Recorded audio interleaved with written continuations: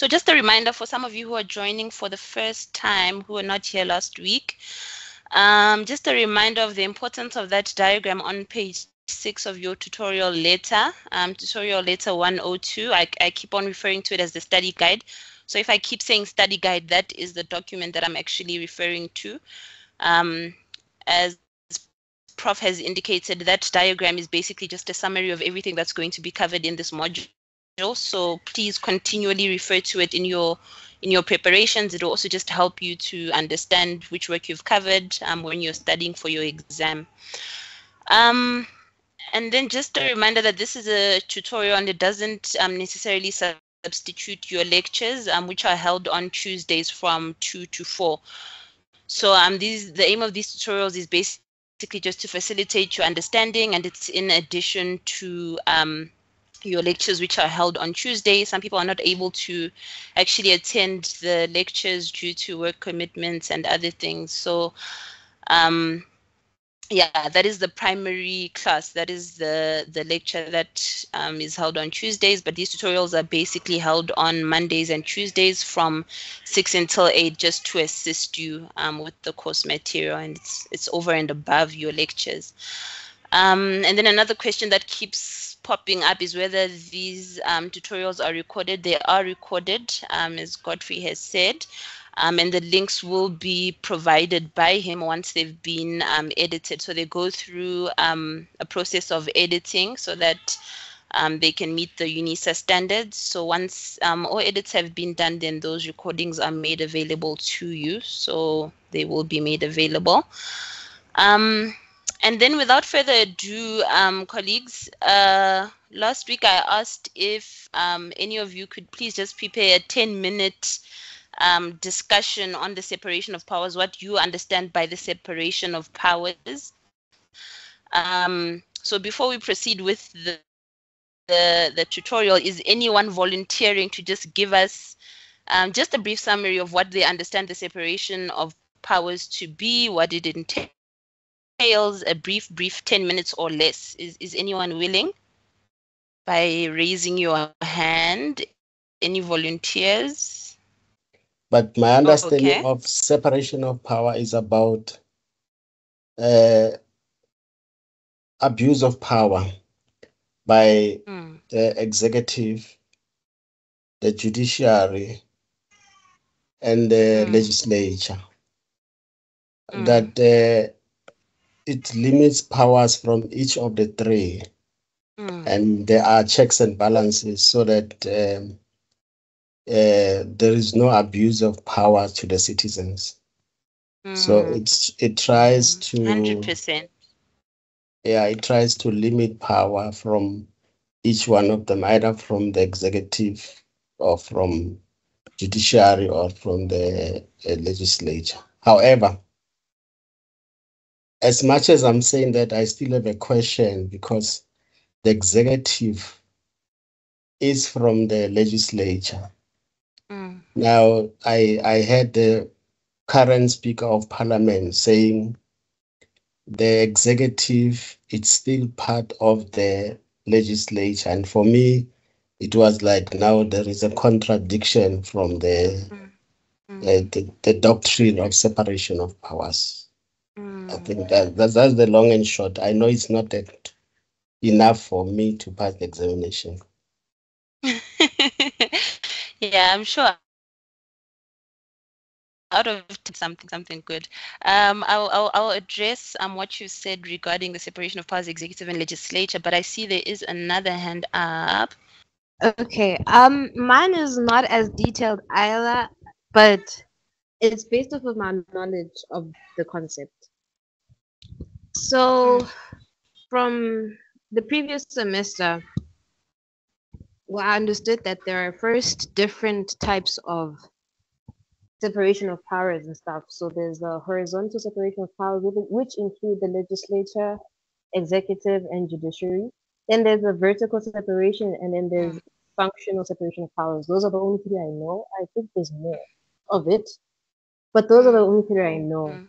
And in simple terms, the legislature is basically they're responsible for making laws, which includes parliament, the provincial and local rights. And then there's the executive, which is it's sort of the president, his cabinet, ministers, executive branches, policies and everything. And then there's the judiciary, which they interpret the law and they sort of to some extent administer it, right? Those fall under the first heading that I mentioned, the horizontal separation, right? So in simple terms, horizontal separation is when power is separated between the three groups, specifically branches. And then vertical, it involves distributing it between the levels of government, which are national, regional, and local. Yes. And then there's the functional separation. Well, I'm not really sure what the functional does, but based off of the research I could conclude on it is that it refers to the division of powers specifically within the government. So it's sort of like Yes. responsibilities distributed in detail or in specification based off the capabilities of that sector. Yes. Yes, Yes, yes, yes, that's yes, yes. You've even taken it a step further to actually give us the other types of separation of powers. Very impressive. Yes, that was very informative. You are 100% correct in how you've described all of them, the horizontal, the vertical, and the functional. So yes, 100%. I think I'll just add but I will agree mostly with the last student what she have said, but I'll just say what I understand. According to me, the separation of powers is about the three branches of government, which is firstly the legislature. When we talk about the legislature, we're talking about the National Assembly. And then when we talk about the executive, we're talking about the cabinet ministers, which is headed by the president. And when we speak about the judiciary, we speak about the courts and everything that has got to do with the law and court and everything. What I want to add is that the judiciary is independent. It's independent from the executive and national assembly. Further than that, all of them, they do have some functionaries, how they function, what is it, what does the legislature does, and what does the executive does, and what does the judiciary do. But added to judiciary, I would say that the NPA, although also it is independent, but it's mostly part of the judiciary. But none of them can tell each other what to do. So they are all independent. Lastly, I would say that the president is the chairperson of the cabinet ministers. He deals with cabinet ministers. Maybe let me just hold it there. But there's quite a lot of functions and it goes down. Each and every one has got some limits. But there can be also that if there is some challenges or conflict that arises from local government, the provincial government has got the right to interfere with local government in terms of the what do you call it? In terms of the multi-sphere, in terms of the multi-sphere government, that is resolving the issues that arose from the local government in terms of intervention. Thank you. 100%. Yeah, no, that is a very good summary of it. You even took it a step further to talk about the spheres of government, just like Esma Hlangwe did, in terms of that vertical relationship that takes place. And yes, you've essentially summarized it very well. Just the different functions of the different levels, the different functions of the three branches of government. So yes, that is correct. Thank you for that, guys. Thank you for the participation. So I'm not going to spend too much time on the separation of powers because we did do it last week, and also this week your colleagues have given us quite a good summary of what it actually entails. What we are going to do today is just a bit of the separation of powers, and then I'm going to jump straight into chapter 4, which is the national legislature. So the first part of the tutorial is going to be dealing with separation of powers, just a recap, just to remind you about what it entails, and then we will move on to the national legislature part 1, and then we'll continue with part 2 tomorrow. So yes, so as correctly indicated, colleagues, the separation of powers, by way of definition, it is a doctrine which entails the institutional division of public power between the three branches of government, namely the legislature, the executive, and the judiciary, to limit power. As correctly mentioned by Josiah, he talked about that abuse, and that's a central part actually of why we have a separation of powers, to avoid abuse. And we talk about it here under purpose, where we say it's to create a society in which abuse of power by government is curtailed and public power is exercised appropriately.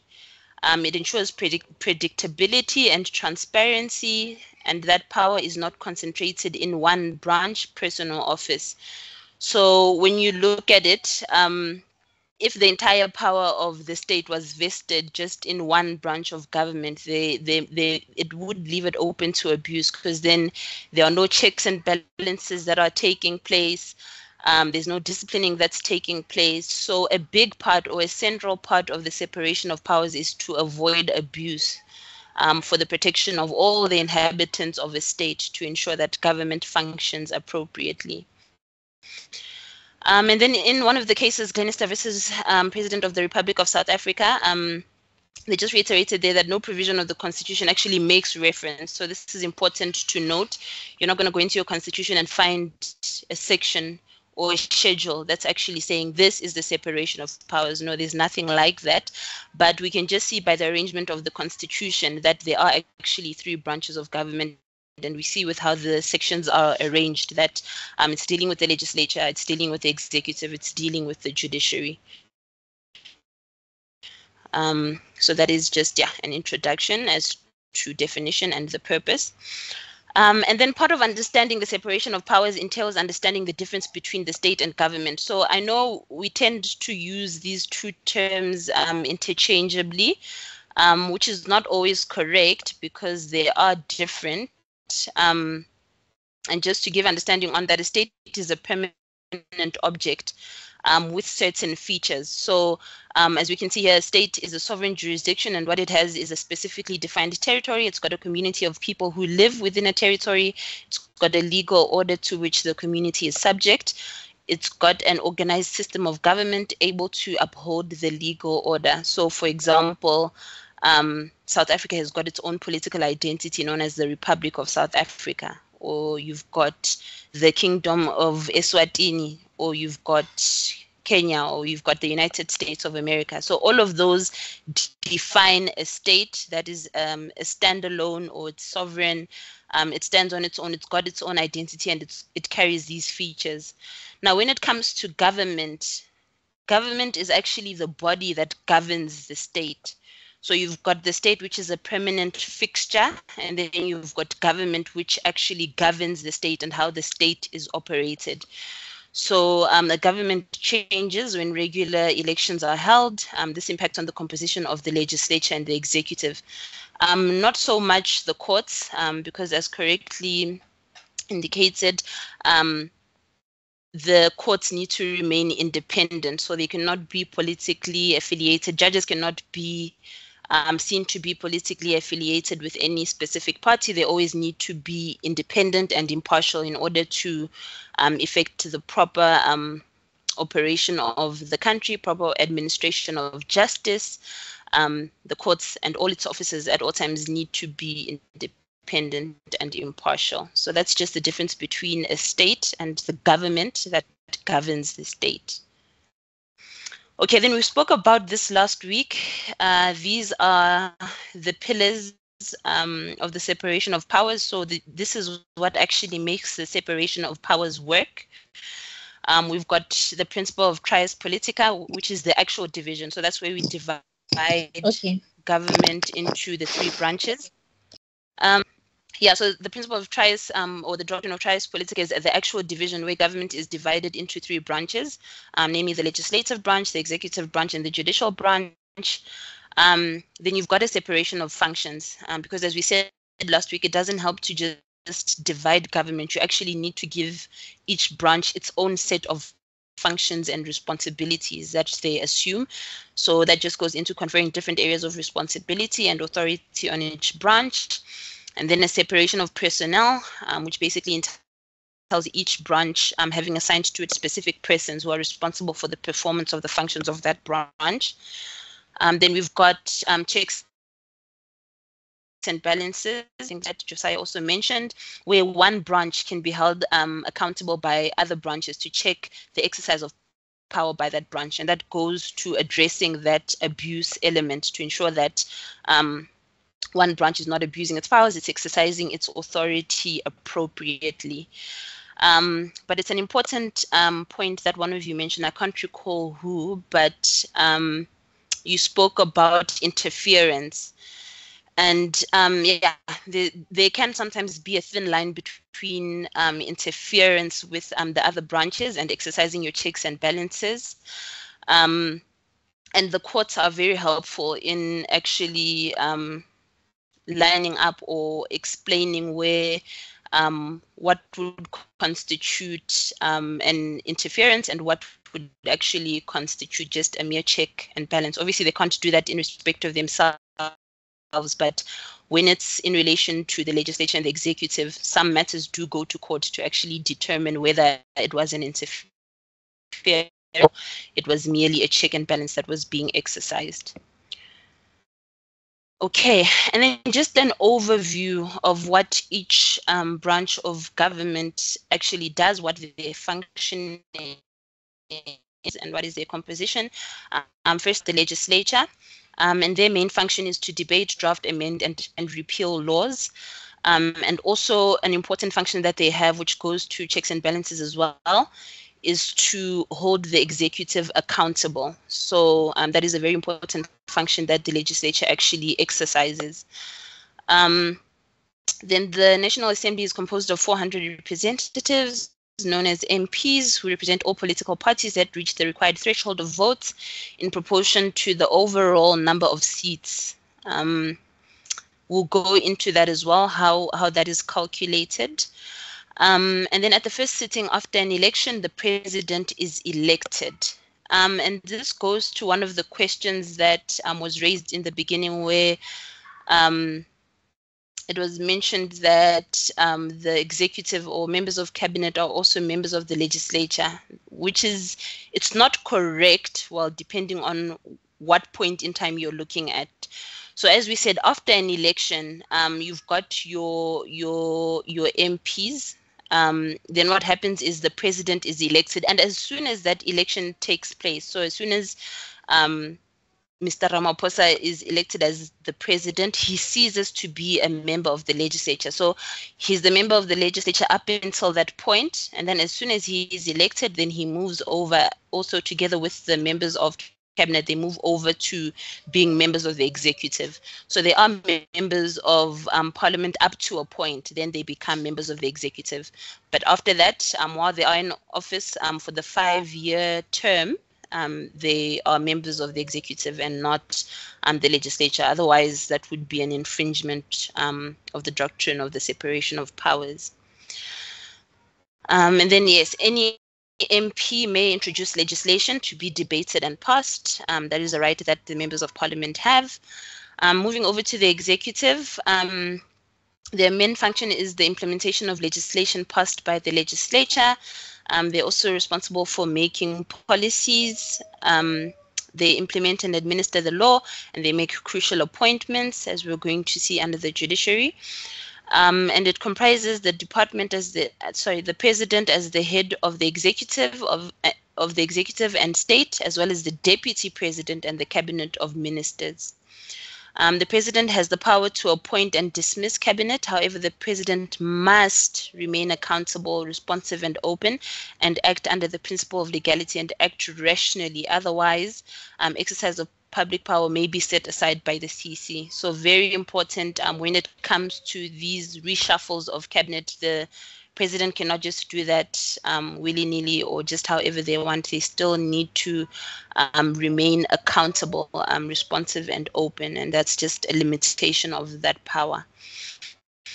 And then the executive is accountable to Parliament and must report to it regularly. Parliament may remove the executive.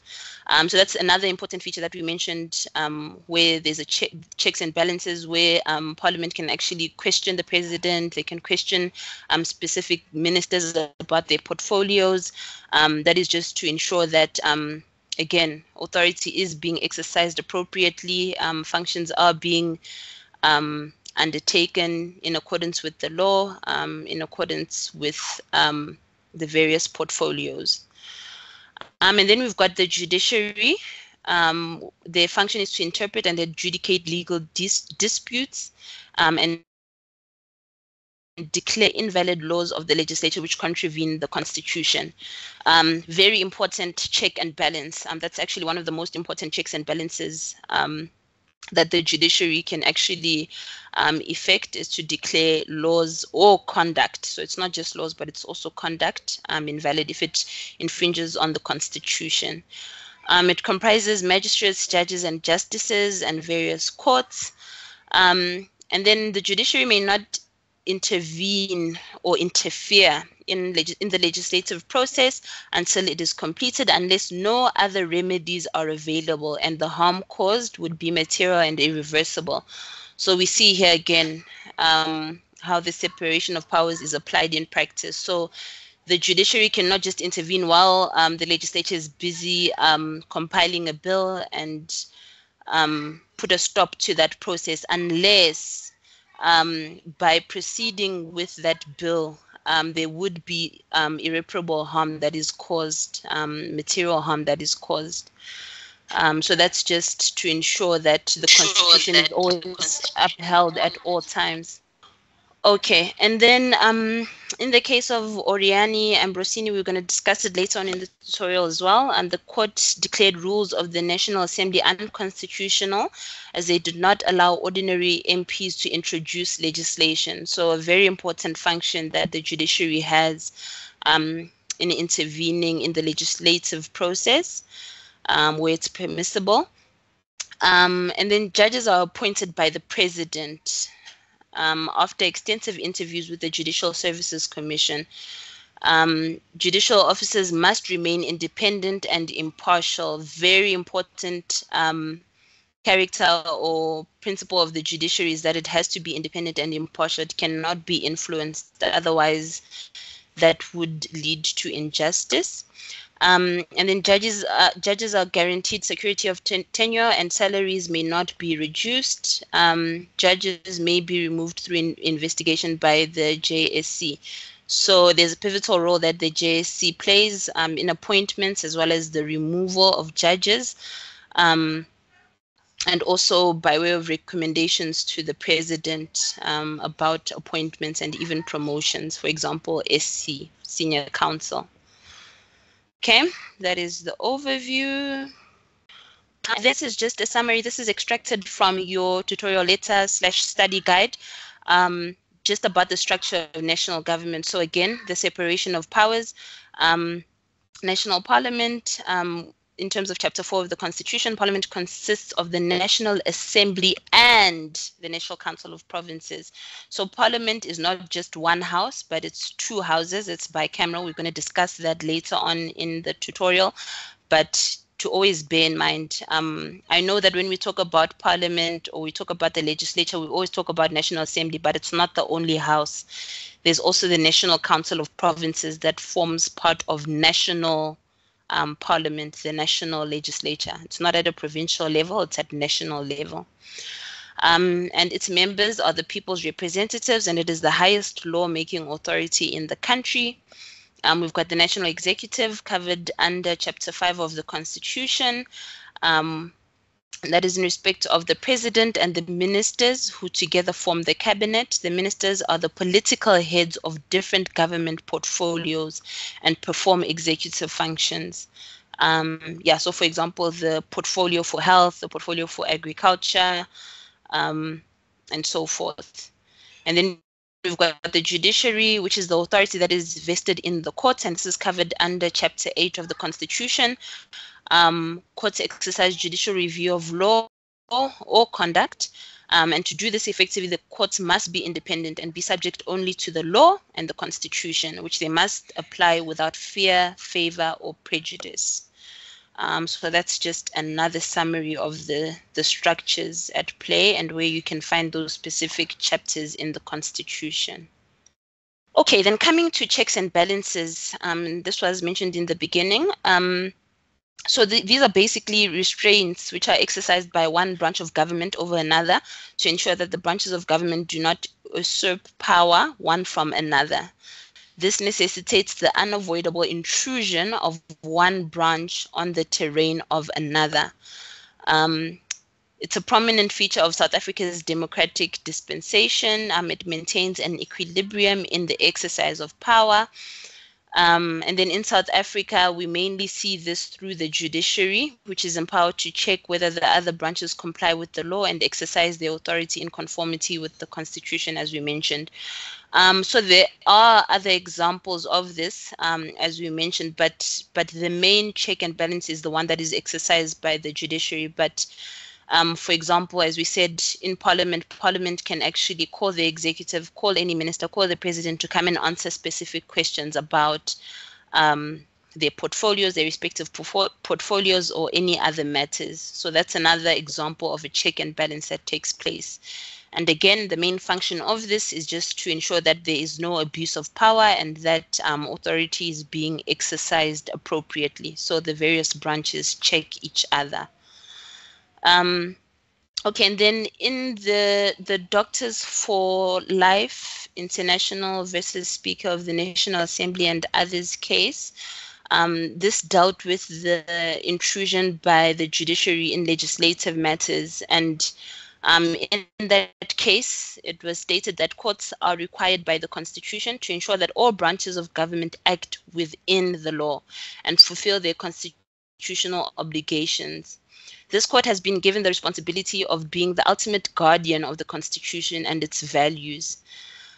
Section 167, subsection 4, subparagraph E, in particular, entrusts the court with the power to ensure that Parliament fulfills its constitutional obligations.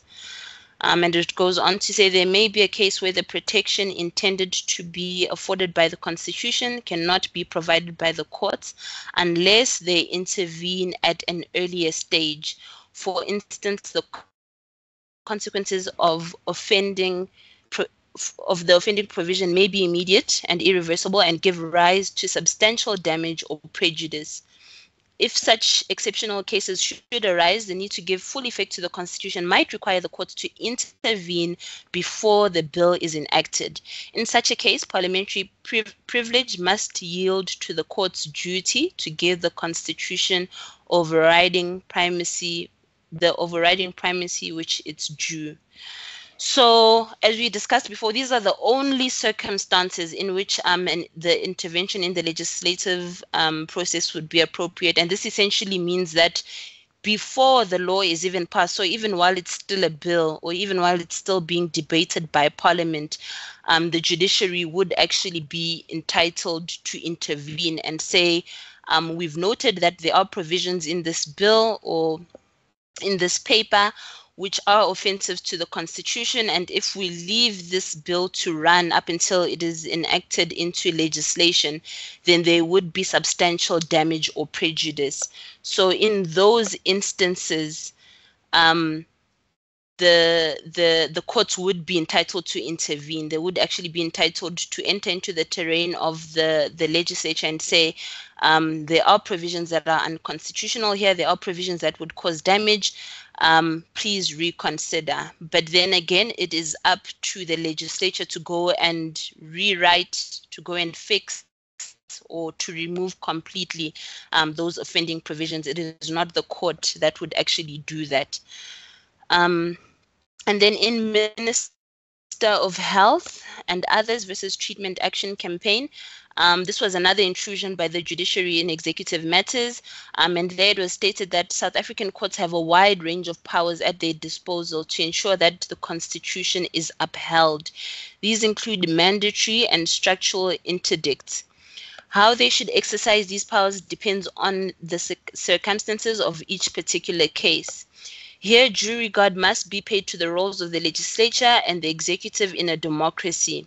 What must be made clear, however, is that when it is appropriate to do so, courts may, and if need be, must use their wide powers to make orders that effect policy as well as legislation.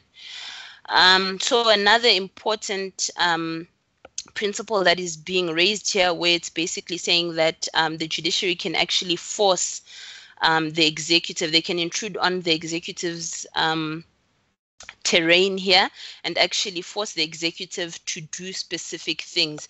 And in this specific case, Minister of Health and Others versus Treatment Action Campaign, this was to do with the South African HIV/AIDS activist organization, and they basically sued the Minister of Health for failing to make ARV drugs available to pregnant HIV-positive women.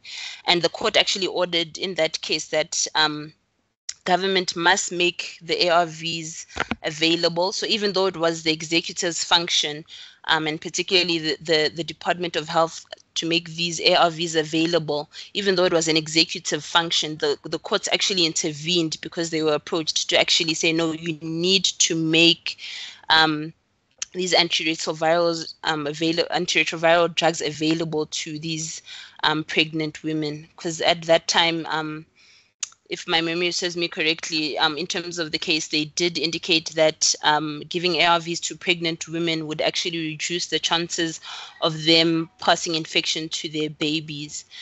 So it was a very important thing that needed to be done. It went to the heart of human rights. And that is why the court actually was comfortable in intervening and saying and forcing the executive actually to make these drugs available. So that is where we see checks and balances in practice, where courts can actually intervene in the other branches of government. And we mostly see it with the courts, as is demonstrated in these cases. Okay. So in addition to the checks and balances that one branch can exercise over another, we do have oversight by independent institutions, which just check what the branches of government are doing, if there are any abuses taking place. And we are going to deal with these more in depth in Chapter 7. When we get to Chapter 7, we're going to go through all the institutions that basically have this responsibility. But in summary, these three, known as the Chapter 9 institutions, these have been established to ensure that the state operates in terms of the rule of law and deepen as well as safeguard and support democracy. So we've got the Office of the Public Protector, and its function is to investigate claims of abuse of power, unfair or rude treatment, unnecessary delays, non-adherence to rules, dishonest or improper handling of money, and personal gain through bribes and corruption. So that is how the public protector upholds democracy, by receiving complaints from anyone. Basically, any member of the public can actually approach the public protector with an allegation of any of these circumstances that have taken place. And then we've got the Auditor General, which is basically responsible. It's the only body or institution that is actually empowered or authorized to conduct audits and reports on how government expends their tax money. So they check in with different departments to see, has the money, for example, been allocated to the hospital as the Minister of Finance said it would be in the budget speech. They would be checking all those things, checking for irregular payments by municipalities, checking if everything that the municipalities are saying they bought, it was actually bought. And just checking that the financial books of government and various municipalities, various state-owned companies are in order. And then we've got the Independent Electoral Commission, which is responsible for managing elections to ensure that they are free and fair, as well as compiling and maintaining a voter's roll and declaring results of elections. So obviously this function of the Electoral Commission, it needs to be independent. Otherwise, again, it can fall prey to abuse. For example, if one party wants to be in power, so they need to remain independent at all times. And then we also have the National Prosecuting Authority, as one of our colleagues mentioned in the beginning, which ensures the effective functioning of the judicial system. We've also got the Judicial Services Commission, which has great involvement in the appointment and removal of judges. So those are some of the other bodies or institutions which actually support these branches of government being checked and balanced to ensure that what they are doing is appropriate. Okay, then this was just something interesting that I found, colleagues, which is happening in current affairs at the moment. I'm sure most of you would be aware if you're listening to the news, where the National Assembly has actually put forward or nominated Dr. Hlophe for a position in the Judicial Services Commission. And we actually see the separation of powers at work here, because 3 applications have been brought to actually halt the designation of Dr. Hlophe to the Judicial Services Commission. So they're basically trying to interdict him from being nominated to the Judicial Services Commission. And the reason for this, I guess, is quite clear. I mean, he was removed from the judiciary, basically impeached from the judiciary, and they're saying, how can you take someone who was removed from the judiciary and actually put them forward as a member of the Judicial Services Commission, because obviously that indicates that he does not uphold the values of the judiciary. So that is the concern that has been put forward in 3 separate applications that are actually being heard currently. And what one of the applications had indicated, it was the application by ATM, they indicated that the dispute involves important questions, and it is clear that these important questions relate to the separation of powers. So a court intervening in a matter that was voted for by the National Assembly and saying that the National Assembly acted irrationally, that touches at the heart of the separation of powers. And only the Constitutional Court can decide on such matters. So it's actually just quite interesting to see that this point has been raised, and from my perspective, this question is actually raised. It is quite interesting to see, because what you're getting here is, then you're saying the National Assembly has erred, or it hasn't done the right thing by putting his name forward, and we're interfering with that function of theirs to actually appoint members to the Judicial Services Commission. So yeah, that was just interesting from my side to see that it's actually put into play. We're seeing it in news every day. I'm sure the Constitutional Court sees many of these cases that touch on the separation of powers, relating to who can assume what position and such questions. So yeah, that was just an interesting thing from my perspective. And then we're moving on to the National Legislature. Does anyone have any questions in terms of Chapter 3, the separation of powers, before we move on to Chapter 4? Okay, so moving on to the National Legislature, colleagues, and please bear in mind here when I'm talking about this chapter of the textbook of the study guide, we're only talking at national level. So provincial legislatures we're still going to deal with. This is just dealing with content related to the national legislature itself, not the other spheres of government. Just to be clear on that, just in case you get confused with how we're breaking things down, or if you feel that we are not touching on certain things here, we're only dealing with the national legislature, which is chapter 4 of your your textbook and of your study guide as well. Okay, so this is dealt with on pages 54 to 70 of your study guide. And what is the national legislature? It's actually the lawmaking body of government. It is the highest lawmaking body of government. Its functions are to consider, pass, amend, or reject legislation on any subject that falls within its jurisdictional areas of competence. We are going to discuss further these jurisdictional areas of competence, because there is a distinction between how laws are passed in terms of different schedules in the Constitution, the involvement of the NCOP, the National Council of Provinces, and its role in passing legislation. Another function is to ensure that all executive organs of state in the national sphere of government are accountable to it. We've mentioned that in previous slides. It maintains oversight of the executive authority, including the implementation of legislation, and then it maintains oversight of any organ of state. It's also known as Parliament, and in this case of EFF, they summarized actually quite nicely what the Parliament should represent in a specific society. And they said that Parliament is the mouthpiece, the eyes, and the service delivery ensuring machinery of the people. No doubt it is an irreplaceable feature of good governance in South Africa.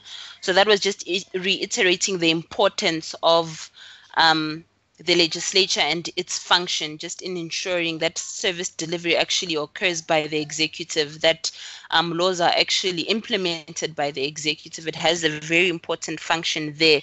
And also just going back to pre-democracy times, how Parliament was actually used to enact laws that were discriminatory.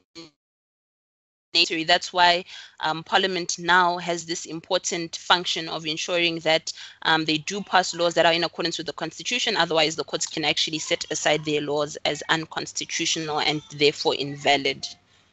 Okay, so going into the electoral system and the national legislature, these two are very closely linked.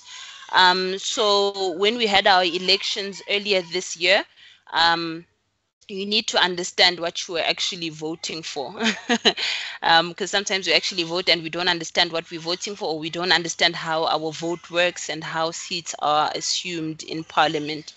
So what the connection first starts with political parties, which are central to our democratic system of government in South Africa. And the majority party in the National Assembly actually forms the government and also influences policy and the actions of the elected representatives in the legislature. So South Africa currently has a party proportional representation electoral system, and what that essentially means is that under a list system of proportional representation, it is parties and not individuals that are the electorate votes for, and parties which must be accountable to the electorate. And then prior to national and provincial elections, each political party holds a national elective conference. I'm sure you've heard about this a lot in the news. EFF is having its conference, ANC is having its conference, the DA is having its conference. MK did not have its conference. I think they delayed it. But yeah, essentially what happens during this conference is that members of the political parties nominate a list of candidates, ranking them in order of preference. Consequently, voters vote for a political party and not for individual candidates. And in this case of Democratic Alliance and another versus Masondo, it was stated that the Constitution does not envisage a mathematical form of democracy where the winner takes all until the next vote counting exercise occurs. Rather, it contemplates a pluralistic democracy where continuous respect is given to the rights of all to be heard and have their views considered. The open and deliberative nature of the process goes further than providing a dignified and meaningful role for all participants.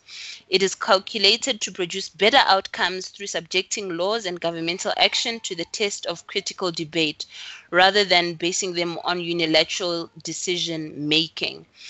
So essentially, what this is covering, colleagues, is that each party will basically have their conference. They will put a list together, and anyone can actually go and have sight of that list and raise objections to it. But anyway, what they do have is a list which actually states the names of different people in order of preference.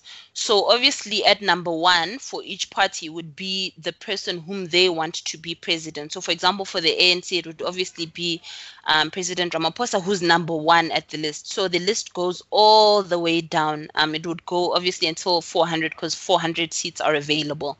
So you'd have your names. If you have that many people, you'd put your list together. Then what happens is you would have your election. So you and I go to the polls, we go and vote for whoever we want to be in government. And then once the election results come out, and for example, MK has 50% of the vote, meaning it will have 200 seats in the National Assembly. So it is always calculated in proportion to the outcome of the election. So they will vote, there'll be different percentages, of course, and then those percentages will translate directly into seats in the National Assembly. And that is why the National Assembly has different parties represented. Okay, and then just going to the advantages and disadvantages of that type of system. Advantages included being a simple and easy to administer. It reflects the wishes of voters more accurately than any other electoral systems. It is easier for small parties to be represented in the National Assembly. It eliminates possible artificial constituency boundaries, or also known as gerrymandering, that dilutes political support in certain constituencies.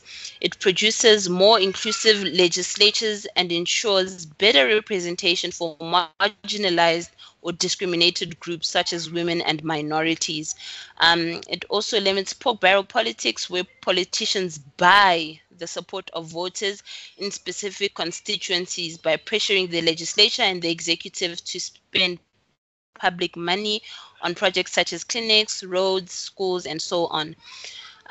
Disadvantages include it not creating a strong link between voters and the elected representatives, which may cause a lack of responsiveness to voters, because it is a political party as a whole that needs to respond. So that just essentially means, colleagues, that because you and I don't vote for specific people, we actually vote for the party rather than voting for the individual who's actually going to sit in parliament. Sometimes that creates a disconnect between you or I as the voter and who actually sits in parliament and whether they actually represent us.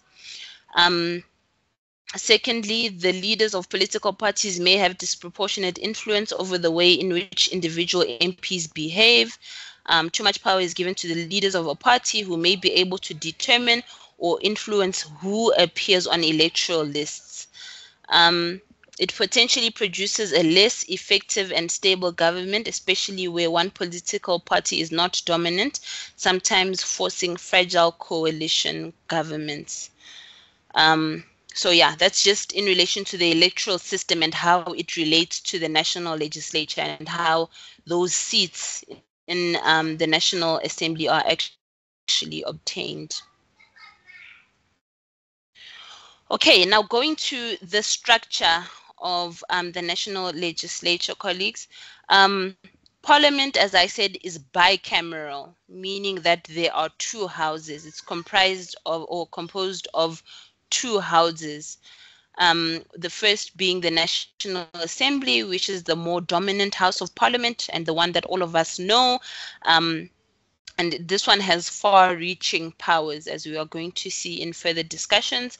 And then we've also got the National Council of Provinces, and it has a less defined roles in holding the executive to account and has no role in the appointment or removal of MPs. So we're also going to discuss what exactly is the role of the National Council of Provinces, why does it sit at national level, and what is it there to do in Parliament. So just going to the benefits of bicameralism, or having two houses of parliament. This ensures that adequate democratic representation of different interests, namely the interests of the electorate in general by the National Assembly on the one hand, and the interests of the 9 provinces by the NCOP on the other hand. The workload is alleviated to enable the National Assembly to focus on matters of national concern. The different houses check on each other. So this system actually is quite beneficial in a society like ours where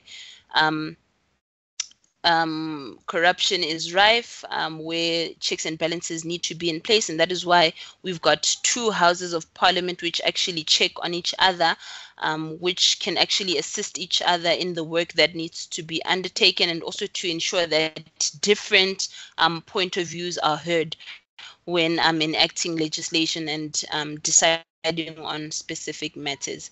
Okay, important colleagues, please don't confuse the National Council of Provinces with a national legislature. When we discuss it, that it will be clear why it is not part of the provincial legislatures, but please always bear in mind that the National Council of Provinces forms part of the national legislature. It is not part of the provincial legislature, even though it takes members from it, but it is not part of the provincial legislature. It's right at the top at the national level. And then each province will then have its own legislature. So for example, Gauteng will have its own legislature, Western Cape will have its own legislature, and so forth. Okay, so I'm not going to go into these cases. Please ensure that you do go and read up on these cases and what they're about. As I always say with your cases, please ensure that you do read the entire case, because oftentimes there are principles that we leave out or we omit because we've only read the head note. And the person who summarizes that head note is just like you and me. They are just legal professionals, so they can leave things out. That's why it's important to always ensure that you do read the cases in full to ensure that you understand the various principles that are being applied. Okay, so now we're moving on to the National Assembly, being the first dominant house of parliament or of the national legislature. Okay, so colleagues, the National Assembly comprises 400 members, as we indicated above. The manner of election, as aforementioned, members are elected via their respective political parties in a national election, like the one that happened earlier this year. The higher up on a political party's electoral list a person is ranked, the more likely it is that such person will be elected to go to the National Assembly or to form part and be a member of the National Assembly. So by way of example, if a party obtained 50% of the votes at the elections, it is allocated 200 of the 400 seats in the National Assembly, with the first 200 names on the party's list becoming MPs. It means the rest of them would then be excluded after the 200. Okay, then going to the function and role. The function of the National Assembly is the election and dismissal of the president. It is entitled to do that. They vote for the president, and then the president assumes office. They then leave the national legislature. They then leave the legislature to become a member of the executive, as we mentioned. Passing of legislation on any matter. It forms a national forum for public consideration of issues. Participation in public meetings of the National Assembly, where they may ask questions of the members of the cabinet, what is referred to as question time, where ministers have to answer specific questions that are put to them, or the president has to answer questions. Scrutinize and hold all executive organs of state in the national sphere of government accountable to it. Maintain oversight of the exercise of the national executive authority, including the implementation of legislation, and especially the authority to use state resources and the spending of public money, which is why some of you will remember when there were concerns raised with the upgrades that were undertaken at the homestead of the former president, President Jacob Zuma.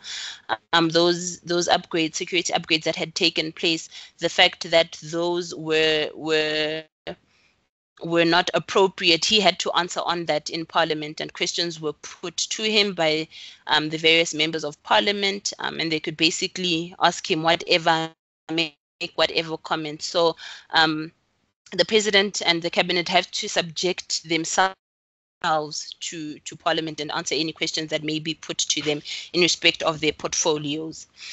And then they play a decisive role in various appointments, including commissioners of the Chapter 9 institutions, which we referred to earlier.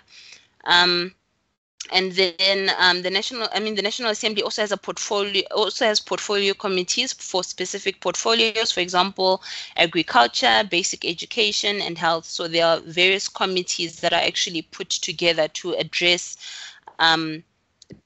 different topics such as agriculture, basic education, health, and any other such matters. Okay. And then the limits of the powers of the National Assembly. So the National Assembly must always act in an open and transparent manner and cannot make rules contrary to the constitutional requirement of openness. So we would remember that pre-democracy, the legislature was actually supreme. We had a principle of parliamentary sovereignty where Parliament could enact whatever laws they wanted, whether they were constitutional or not. This has been done away with, and actually all laws have to pass constitutional muster. So this is a limitation that is placed on the National Assembly to ensure that everything that they do is still constitutional. They cannot just make any rules that they want to make. And it goes back to the principle of constitutional supremacy. Members of the National Assembly, as well as cabinet members who appear before them, enjoy certain privileges which cannot be curtailed by a parliament or anyone else. We're going to go into a discussion on these privileges, but just bear in mind that members of the National Assembly, as well as cabinet members who are appearing before them, actually have privileges, and it's in relation to the freedom of speech, the freedom to not be held civilly or criminally liable, but we are going to have a discussion on that. So that is a limitation that the National Assembly can actually not then go to court and say that someone said something in the National Assembly or the National Council of Provinces, because there is that exercise of the freedom of speech. And then the National Assembly is required to facilitate public involvement in their legislative and other processes. And this is actually entrenched in the Constitution. The public has to have involvement in what the legislature is doing, what the National Assembly is doing, what the National Council of Provinces is doing, to ensure that we know what is going on, that you and I as members of the public actually know what laws are going to be enacted. And if we want to give feedback, then we are actually able to do that to see if it will be taken into consideration. And that just goes back to the point of being open and transparent. Everything that Parliament does, and specifically the National Assembly as well, has to be open and transparent so that the public can know what is actually going on, and that is entrenched in the Constitution. Okay, and then going to the role of the Speaker or Deputy Speaker of the National Assembly. You will always hear in Parliament when they're talking, they say Madam Speaker, Madam Speaker. So the Speaker in the National Assembly is actually the presiding officer. They preside over debates in the National Assembly. They have to be above party politics. So even though the Speaker may be affiliated with MK, for example, when they are making rulings and when they are presiding over debates, they cannot defer to their political affiliations. No, they always have to be impartial and objective in order for them to actually preside appropriately. So yeah, they talk about that impartiality being the type that is expected of a judge. So you can see that it's at a very high level that they have to exercise this function.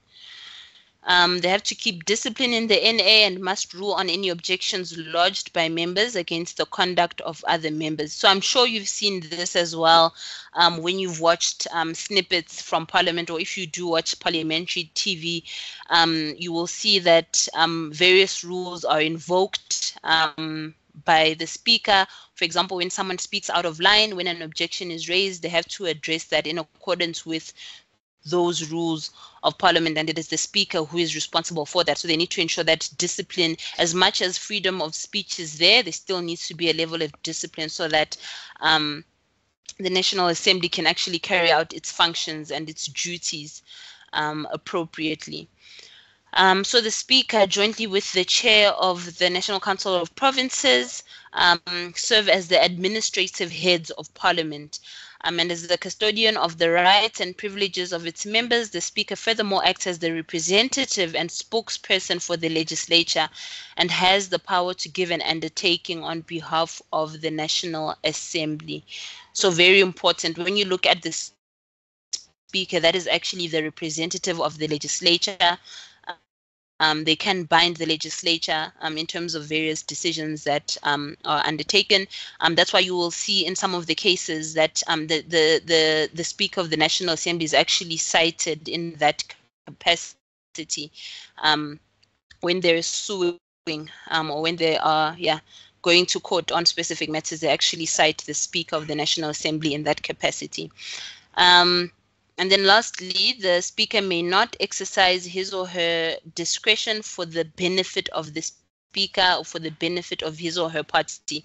Just going back to that first point where it's not about political affiliations, it's not about your personal preferences, but rather it is about representing the National Assembly as a whole. So yeah. And then just some case law that you can go and read up on, just in respect of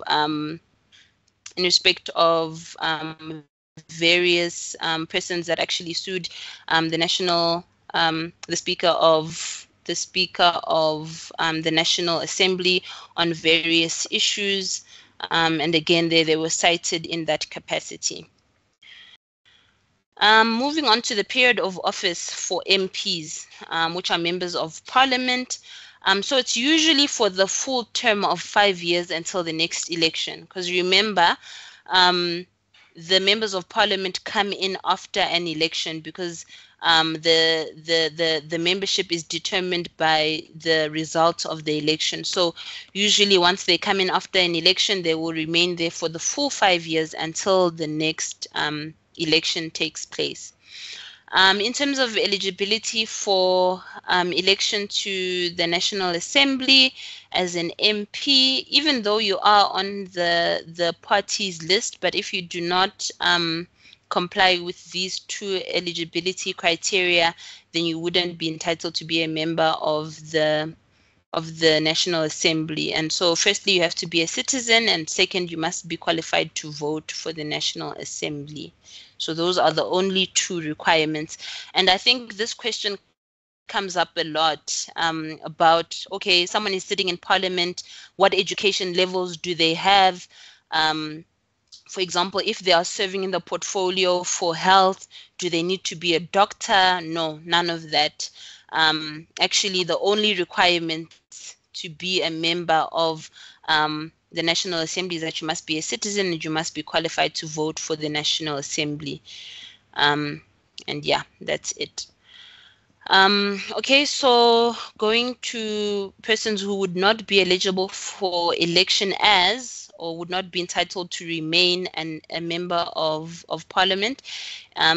Firstly, citizens who are appointed by or are in the service of the state and receive remuneration for that appointment or service other than the president, deputy president, ministers, deputy ministers, or other office bearers whose functions are compatible with the functions of the member of the National Assembly and have been declared compatible with those functions by national legislation.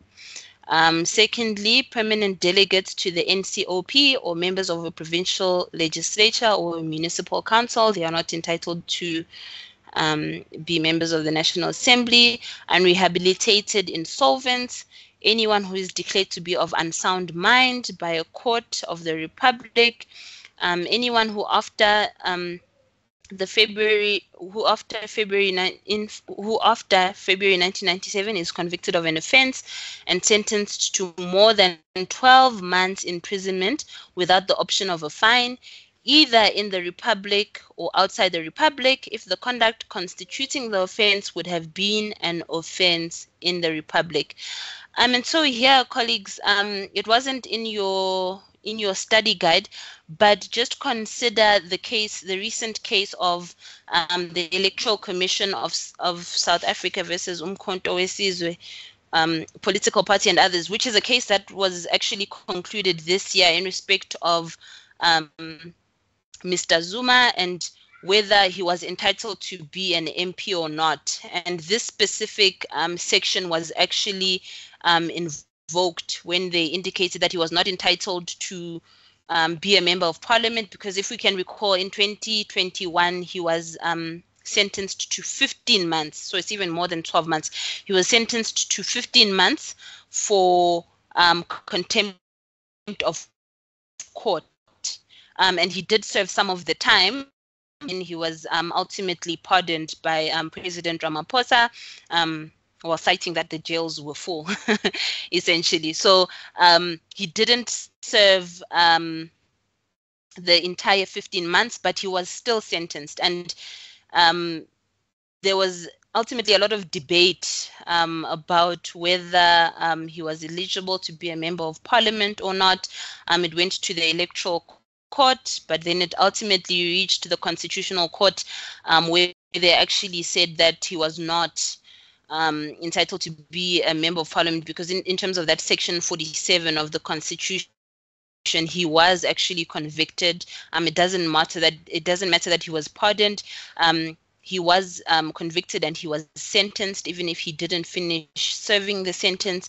But the fact means that he was convicted and sentenced, and therefore he was not eligible to be a member of parliament. So that was the final say, even after the electoral court had actually indicated that no, because he was pardoned and he hadn't served the complete sentence, then he could form a member. The Constitutional Court actually overruled that and stipulated that in terms of Section 47, he's not entitled to, and therefore he couldn't be a member of parliament.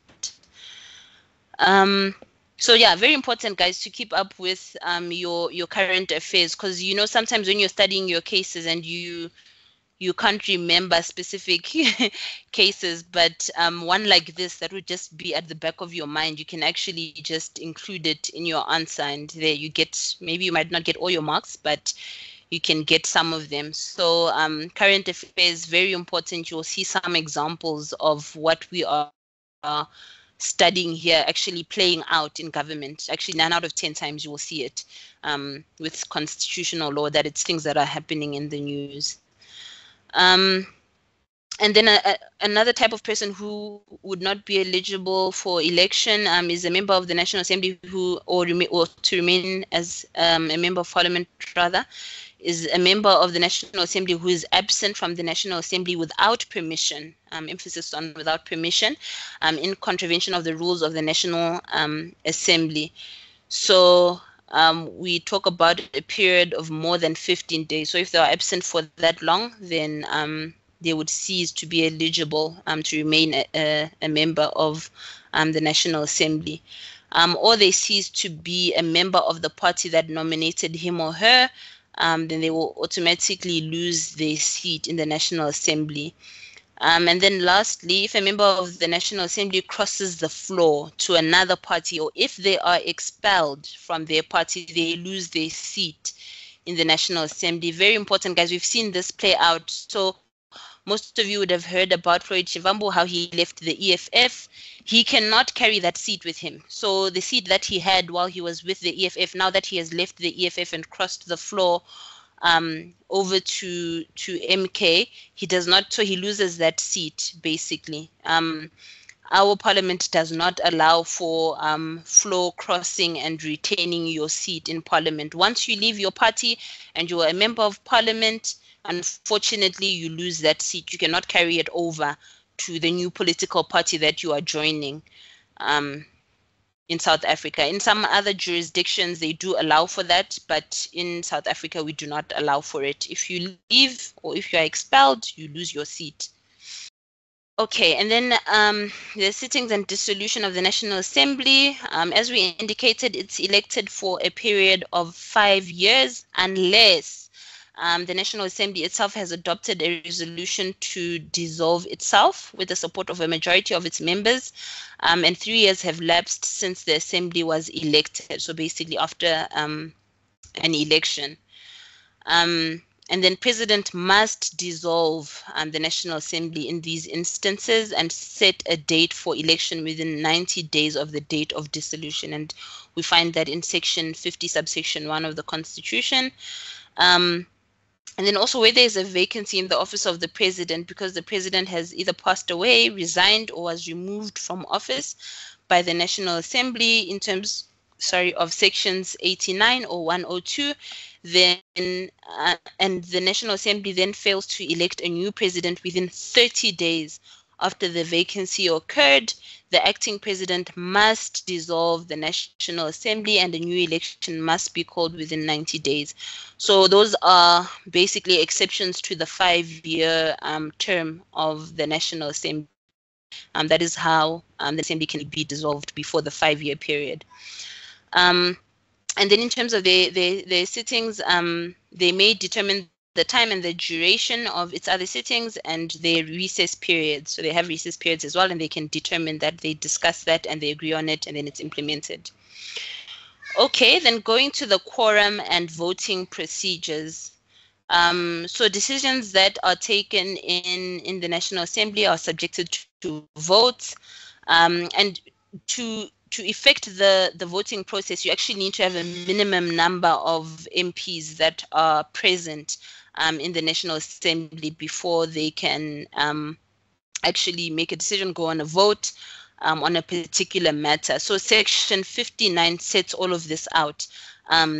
Different quorums for different decisions that would need to be taken. So just have a look at that section when you do have time. If a quorum is not met, then the speaker may suspend proceedings or postpone the decision of the question at hand. So if that specific quorum, so for example, if they say that a majority of the members of parliament need to be present and they're not present, then the speaker would then suspend those proceedings. That decision making or that voting wouldn't proceed until that quorum is present, or until the minimum number of MPs is present. And then the speaker has no deliberative vote, but has a casting vote in the case of an equality of votes. So what this means is basically that once everyone has voted, so everyone has a vote, once everyone has voted, the speaker does not have a second vote on any matters. The only time that they would have a second vote is if there was an equality of vote. So for example, 50 vote for, 50 vote for against. To break that deadlock, then the speaker would have a casting vote to actually say this decision should go ahead or this decision should not go ahead. So that is what is meant there by not having a deliberative vote, but having a casting vote. So the quorum for the passing or amendment of bills, at least 201 members, which is 50% plus 1. This is not 51%, colleagues. It's 50% plus 1 person. That's why you'll see that figure of 201. The quorum for any other questions, at least 1/3, which is 134 members, which equals 33.3, which is the equivalent of 1/3. The National Assembly can only remove the president from office by way of impeachment or amend the provisions of the Constitution other than Section 1, so except for Section 1, with a supporting vote of at least 2/3. So that's a 2/3 majority of its members, which is 66.6%. So if any decision needs to be made regarding the impeachment of a president or the amendment of the provisions of the Constitution, except for Section 1, then in order to pass that decision, 66.6% or 2/3 of the members have to vote in favor of that particular decision. And then the presiding member or speaker may cast a deliberative vote when a matter requiring 2/3 majority to pass is before the NA. So that's another exception to the speaker casting a deliberative vote.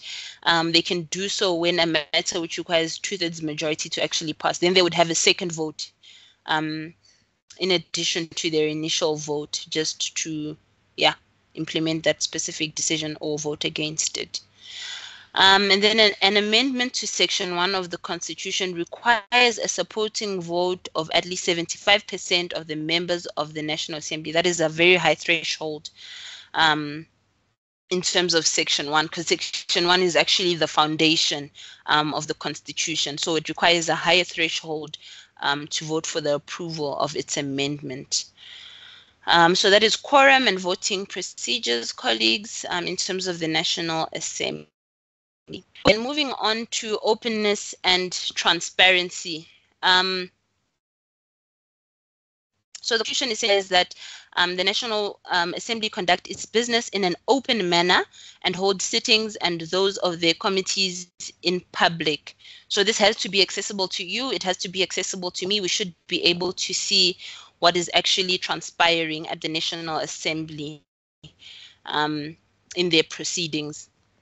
And then in this Doctors for Life case, they just enforced that participation by the public element, and they stated that participation by the public on a continuous basis provides vitality to the functioning of representative democracy. So it's that participative democracy that we talked about last week.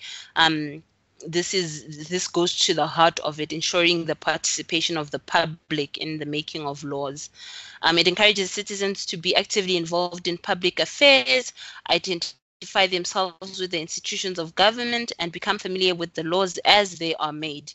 It enhances the civic duty of those who participate by enabling their voices to be heard and taken into account. It strengthens the legitimacy of legislation in the eyes of the people. And finally, because of its open and public character, it acts as a counterweight to secret lobbying and influence peddling.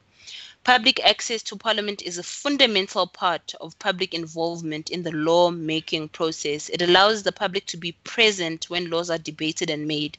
The opportunity to submit representations and submissions ensure that the public has a say in the law-making process. So again, usually you will see this before an act is actually enacted and it's legislated and becomes binding.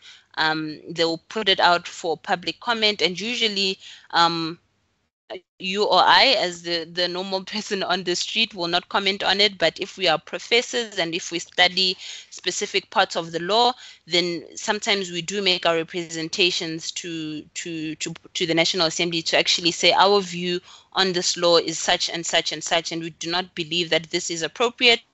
And they can take that into consideration. They're not bound by it, but actually they are just enabling the participation of the public so that they can hear those views, and so that the public can actually feel as if they are participating, and they are actually participating in the lawmaking process. Okay, then we've got the case of Prime Media Broadcasting versus Speaker of the National Assembly. And in this case, the Supreme Court of Appeal ruled that the use of a jamming device was unconstitutional and invalid. Section 59 of the Constitution prohibits the National Assembly from excluding the public, including the media, from a sitting of a committee unless it is reasonable and justifiable to do so in an open and democratic society. This must be read in conjunction with Rule 57.1 of the Rules of the National Assembly, which regulates possible limits on the openness and transparency of the National Assembly by stating visitors must be admitted to those parts of the National Assembly which are called public galleries that have been set aside for that purpose, and only the Speaker may regulate same. So very important. The media, as you know, in order to give us information, they're always at the forefront of actually attending these parliamentary sittings.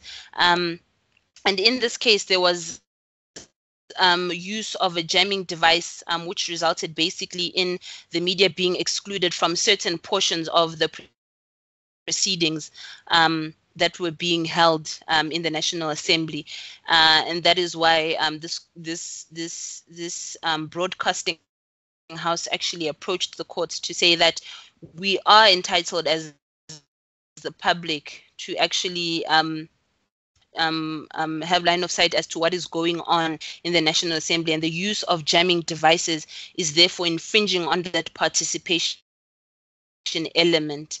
And the courts actually agreed with this and said that, yeah, the Parliament and the National Assembly needs to be accessible. To ensure participation, to ensure public involvement, it needs to be open and transparent. And then we've also got the case of the DA versus the Speaker of the National Assembly. And in this case, during the President's 2015 national address, a member of the EFF rose on a point of privilege, stating, may we ask the President when he is going to pay back the money in terms of what the public protector has said? Will he pay by EFT, cash, or e-wallet? And after those remarks, the Speaker at Arms and Protection Services to remove those members from Parliament in terms of Section 11 of the Powers, Privileges and Immunities of Parliament and Provincial Legislatures Act for creating a disturbance. And the DA actually challenged this and the constitutionality of this section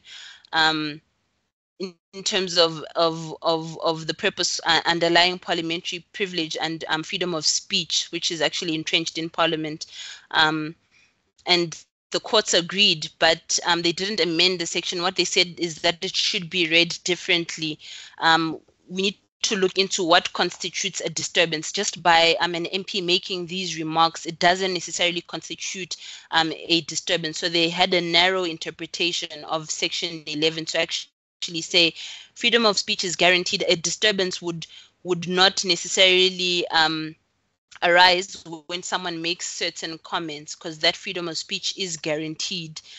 So the courts did actually agree with the DA there by saying that the speaker was wrong there in removing those members from Parliament, because they did have the right to freedom of speech, and they were not necessarily causing a disturbance by raising those concerns or making those remarks.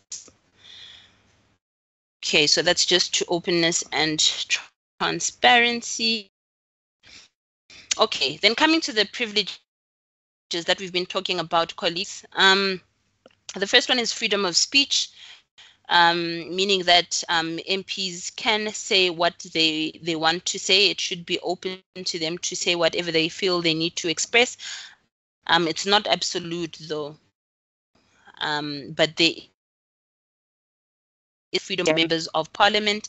Then there's also freedom from civil or criminal proceedings, arrest, imprisonment, damages for anything they have said or done in the National Assembly or National Council of Provinces or one of their committees. And the reason for this is to enable MPs to speak freely, uninhibitedly, and to be able to do their work and expose wrongdoing without the fear of being held legally liable for what they say. So this freedom is guaranteed to them so that they can actually be able to carry out their functions. They can actually be able to debate effectively. When new laws are being raised, they can express themselves freely without fearing being punished in any way. That is the reason why they are basically immune from civil or criminal proceedings in this regard. But as with most things, this right is not absolute, or this freedom is not absolute. These privileges do not preclude the judiciary from inquiring into whether the procedures or limitations adopted by Parliament comply with the Constitution. So as much as the freedom of speech is guaranteed, it doesn't stop the judiciary from actually inquiring as to whether certain things that have been said or certain things that have been done are not in compliance with the Constitution. Because remember, the Constitution is supreme. All conduct and all laws have to be in compliance with it. So that doesn't stop the judiciary from actually investigating or adjudicating such type of matters. Sorry, not investigating, but adjudicating rather, such type of matters to ensure that the Constitution is being complied with. Then just going to the Delil case, the High Court held that under Supreme Constitution, the exercise of parliamentary privilege is subject to judicial review because the National Assembly is an organ of state and therefore bound by the Bill of Rights. So basically bound by the Constitution. All its decisions and acts are subject to the Constitution and the Bill of Rights. Accordingly, the nature and exercise of parliamentary privilege must be consonant with the Constitution. The exercise of parliamentary privilege, which is clearly a constitutional power, is not immune from judicial review, and redress may be sought by an aggrieved party from law courts. So yeah, on the one side of the coin, you do have that freedom, but on the other side of the coin, the freedom has to be exercised responsibly because it can still be subject to judicial review to determine whether it's in compliance with the Constitution or not. And then very important, colleagues, parliamentary privilege does not extend to personal matters. So for example, if two members of parliament are outside of parliament and one insults the other, that is not being done within the realm of the National Assembly, and therefore it wouldn't be covered by this privilege. This privilege is in respect of when MPs are sitting and they're actually performing their functions within the realm of the National Assembly. So yeah, it's not absolute. If things are happening outside or crimes are committed outside which do not relate to the MP's function in relation to the National Assembly, then those wouldn't be covered by these specific privileges that we've mentioned here. Okay, then again, we talk about one of the functions of the National Assembly being holding the executive accountable. And Parliament is obliged to hold the President and other members of the executive accountable, even extending to the possibility of the President and members of the executive being voted out of office through a motion of no confidence or impeachment. So Parliament does actually have that power to remove the President or any member of Cabinet. Parliament is required to put effective mechanisms in place to achieve that objective. Courts can order the National Assembly to hold the President or the executive accountable after making a finding that it had failed to do so, as it did in Economic Freedom Fighters, and that's another case that you can have a look at, where the court held that the National Assembly had not taken appropriate action against the President, consequent upon the public protector having found that the President had unduly benefited when non-security related upgrades had been made to Nkandla out of public funds, and that he should pay back what was owed. So here the public protector actually compiled their report. They submitted that to the National Assembly, but nothing was actually done, or not to the satisfaction of the EFF at the time. And the principle that arose here is that the courts can actually force the National Assembly to take action when things like this happen. They wouldn't prescribe what type of action must be taken, but they can just indicate that action needs to be taken. So yeah, that's how the executive can be held accountable. And then in terms of specifics as to how the executive can be held accountable by the National Assembly, they can call members of the executive and the public administration to account for their activities. They can take remedial action and even dismiss members of the executive who fail to account properly for their actions, including an impeachment in terms of Section 89, subsection 1, and this is for serious misconduct or an inability to perform, or a vote of no confidence in terms of Section 102, and this is a political power, and it can be used for political reasons.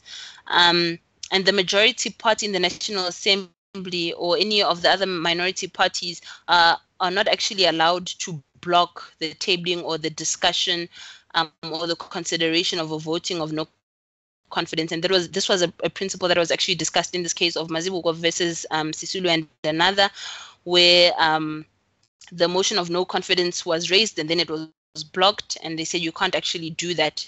It can be raised and then it would need to be deliberated upon. You can't just block it from being raised. Any party or any member of parliament can actually table that motion. And then oversight over executive. So this is basically oversight over the day-to-day exercise of authority and implementation of legislation. Just a classical example is what we saw with that antiretroviral drugs issue, where the courts actually had said that, oh, sorry, no, that was just the judicial exercise. But yeah, the day-to-day exercise of authority and implementation of legislation, policies, because Parliament would, or the National Assembly would then enact legislation, and they would expect that the executive would actually implement that in terms of the various portfolios at play. Okay, then moving to the National Council of Provinces, colleagues. This is the second house of the national legislature, and again, as I have reiterated, it is at the national level. It's not at the provincial level.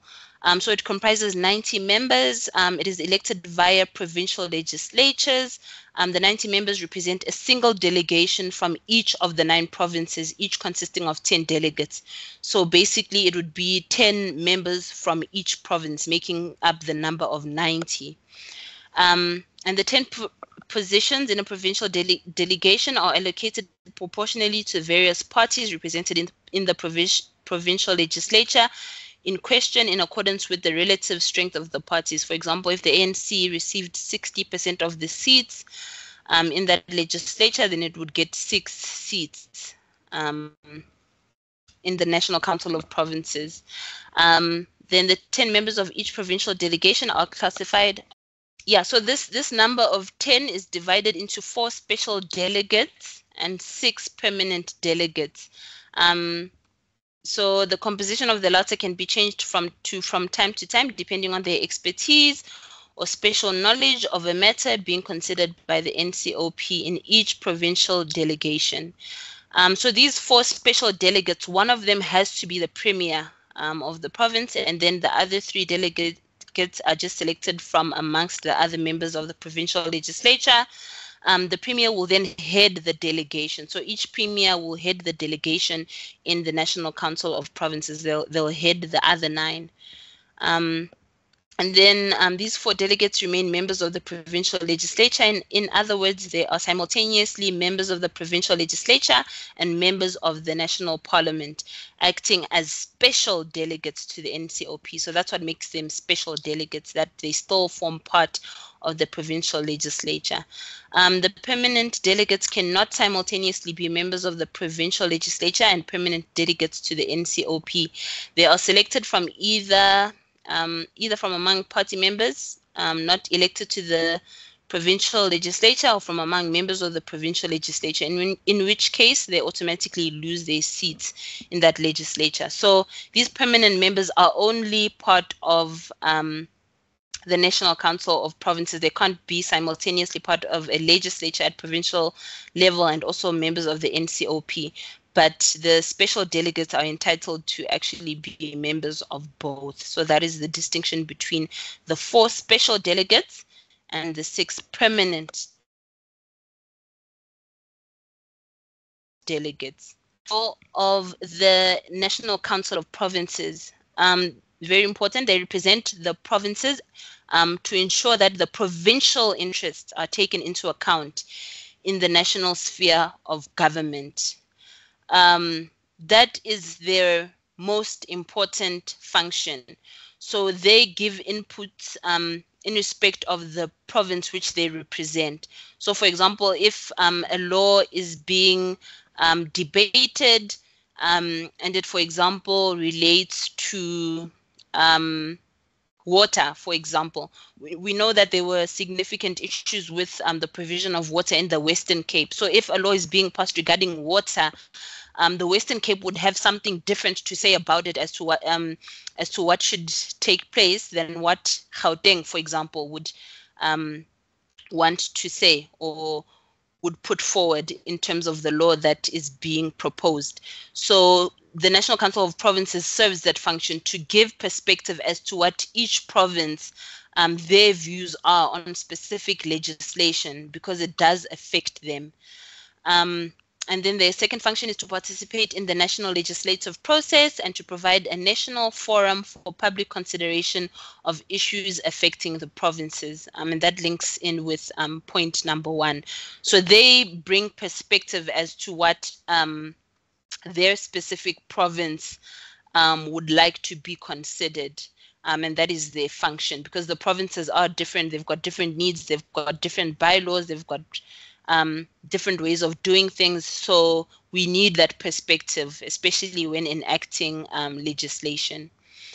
So it also has committees to oversee its work. It's got a presiding officer, which is known as a chairperson, and then 2 deputy chairpersons are also elected. An Act of Parliament must provide for a uniform procedure in terms of which provincial legislatures confer authority on their delegations to vote on their behalf. The National Council of Provinces may not be dissolved. So it's not like the National Assembly that can just be dissolved by a vote of the members. It's actually a perpetual body without a fixed term.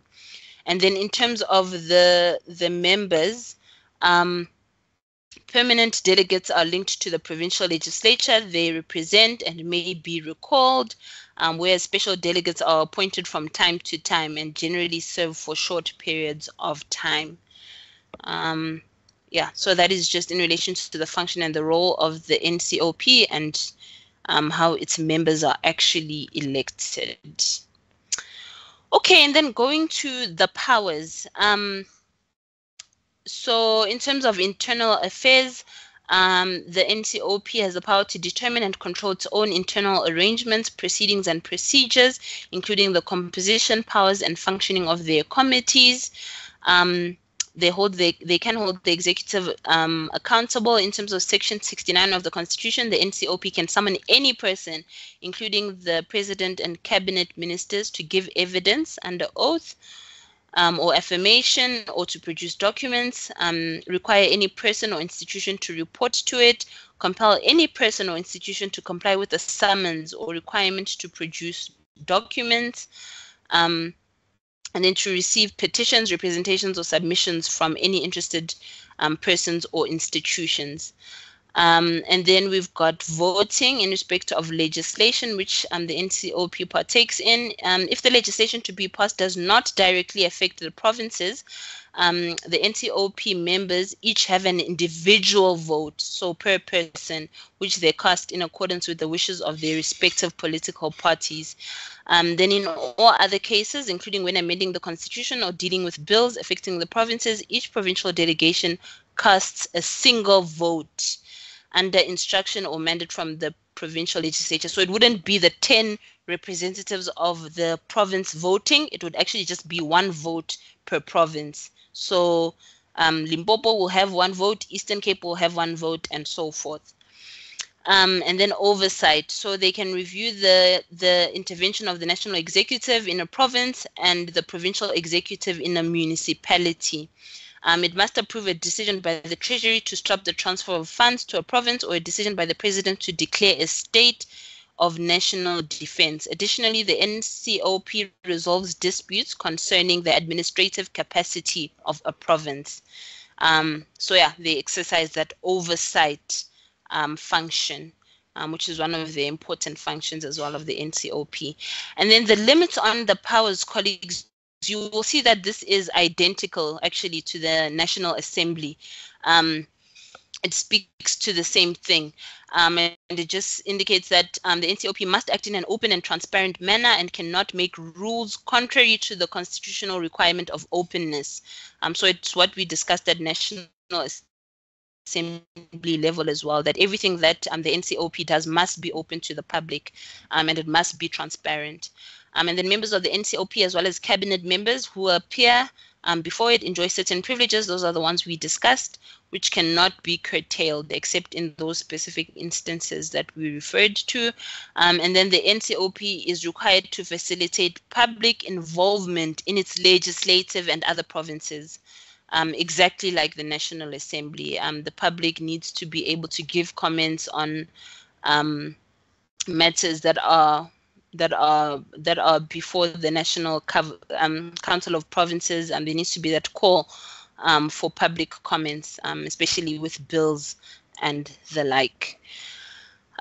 So yes, colleagues, that brings us to the end of our tutorial for today.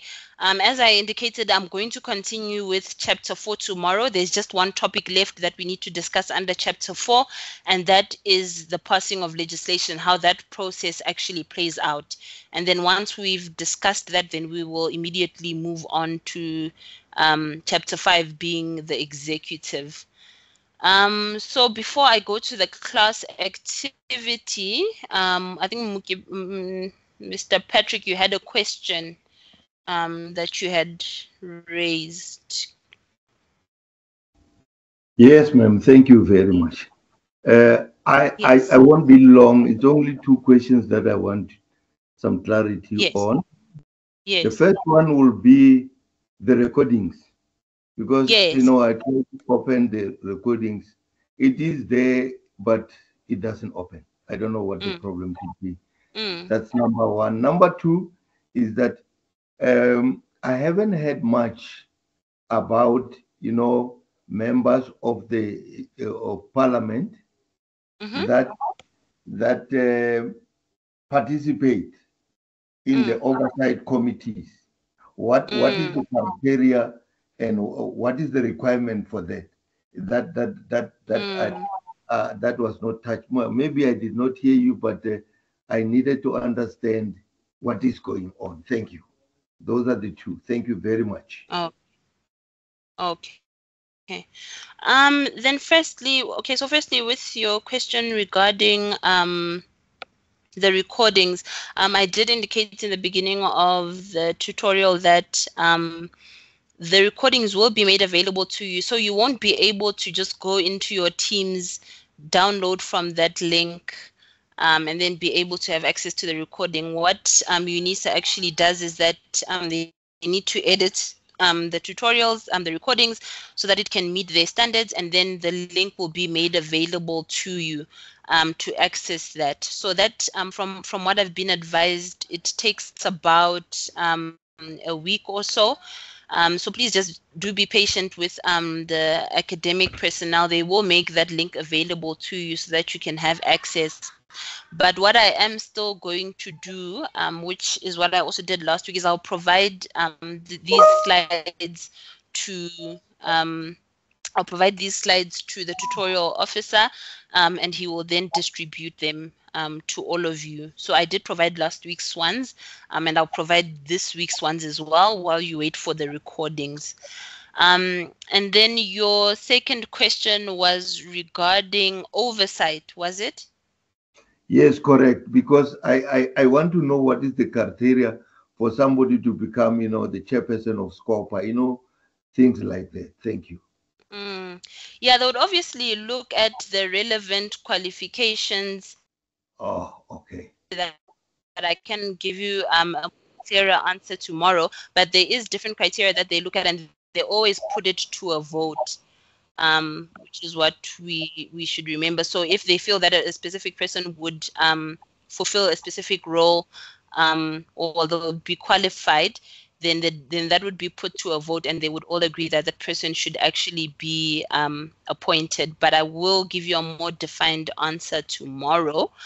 If you are in tomorrow's tutorial, I will get back to you on that one, on the specific criteria, because we don't really go that in depth in terms of the module, but it is good knowledge to actually have, just in terms of understanding the workings and these appointments and how they work and how the oversight works. So I will revert to you with a more detailed answer on that. I'm so happy that you will be providing the slides. Because Yes. I'm in love with your slides, the manner in which your presentation is coming. I'm very happy. Thank you. But you'll be surprised to note that literally this is the material directly from the textbook read together with your study guide. It's just presented in an easier format so that we can have a discussion around it. But everything I'm mentioning here, colleagues, is actually included in your study guide. So if you need to read further, I have given you the page numbers with some of it. But if you feel that you need to read further on a specific topic, it is available in your study guide or the textbook. But yes, these slides will be made available to you. Okay, my question is on the election side, on the electoral side. Since our election was based on a closed party proportional list whereby we only vote for the political party. Yes. But in the previous election, the president passed the law which says that the individual must also join, they must contest election as individuals. Yes. So what then does it say to that closed party proportional list now in the Electoral Commission? Although their performance was not that good, but they were individual were running for elections. Yeah, so it doesn't actually alter. That's a very good question. It doesn't actually alter it in any way. It would still be a matter of thresholds. And where do we get our thresholds? In terms of the votes. So as much as an individual, yes, in terms of that case, they are entitled to contest. You and I would be entitled to contest. If we are not getting the required votes necessary to actually give us a seat in the legislature, then it still closes out our participation. So it hasn't altered it in any way. It still works. The rules still apply in the same way. It's just that we're not seeing that representation merely because our individual or our independent persons who are actually participating are not gathering enough votes to actually entitle them a seat. And I don't know about you, but my view is, I mean, it wouldn't be fair. I mean, for other countries, fine, where you've got two people who are up against each other and you just have to decide between 2, 3, 4, 5 people. But if it's you yourself and you are up against all these political parties, I feel as if there should be actually rules that would give you sort of a step forward, to enable you to actually participate. Because you're right, we're not seeing them represented. It doesn't alter the rule in any way, but merely because they're not getting enough votes, we're not seeing that representation in the legislature. I hope that answers your question. But yeah, for me, I would also think that they should change the rules in such a way that those that are participating as individuals or those that are putting themselves forward to be elected as individuals, they should receive some form. Maybe we should say we reserve 2 or 3 seats for them or something along those lines. That would be my view. But yeah, it doesn't change the rule in any way. It's just that they're not garnering enough votes to actually get a seat. Okay, thanks very much. Thank you. Does anyone want to give me an answer on the first question? Please give an example of checks and balances and who it is exercised by. So with the separation of powers, we spoke about checks and balances that branches of government exercise over one another. Can you give me an example of those checks and balances and who exercises them in the last 4 minutes? So just to answer the question, so examples of checks. So I've just given examples. So for instance, if Parliament passes a law that is questioned for potentially violating the Bill of Rights, for instance. Yes. Right? Yes. And then the court will then examine that law against constitutional standards. So I feel that's an example of balance and checks. Yes. Yes. 100%. That is correct. The courts, and in fact, that is the most common type of checks and balance that we see in South Africa, in particular, where courts, where laws will need to pass constitutional muster. They need to comply with the Constitution. So we see the courts actually invading the space of the legislature and actually saying this law that you've passed, it's got provisions that appear to be unconstitutional or that are unconstitutional, and therefore they refer it back. So yes, 100% correct. and just important to remember with that example, colleagues, is that the courts will not rewrite that law. They will never rewrite law. They have to refer it back to Parliament so that Parliament can either do away with the law in its entirety, or that they amend the offensive provisions that are not in compliance with the Constitution. Okay, last question. Anyone? The 3 limits on the powers of the National Assembly and the National Council of Provinces. Would anyone like to give it a try? So these are the limits, and it applies to both the NCOP and the National Assembly. These are the limits on their powers. They must always, always, always, always act in an open and transparent manner. That is a limitation on what they do. The members enjoy certain privileges which cannot be curtailed. So these cannot be curtailed by any other member or anyone else. And then both the National Assembly and both the National Council of Provinces are required to facilitate public involvement in their legislative processes, meaning that when a law is being enacted, the public actually needs to be given an opportunity to give comments on how they feel about that specific law.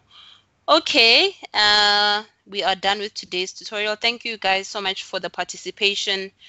So tomorrow's topic, as I said, it's going to be a continuation of the National Legislature. There is just one topic that is left under that chapter. I mean, it's in relation to the passing of legislation. So it's basically the process that is followed when legislation is being passed, how it arises, how it's debated, your green paper, your white paper, and then it eventually being an act that is binding on everyone. And then we'll be moving on to chapter 5, which is the executive. So we're going to start and finish the executive tomorrow, and then it will just be the last part of the national legislature, which is chapter 4.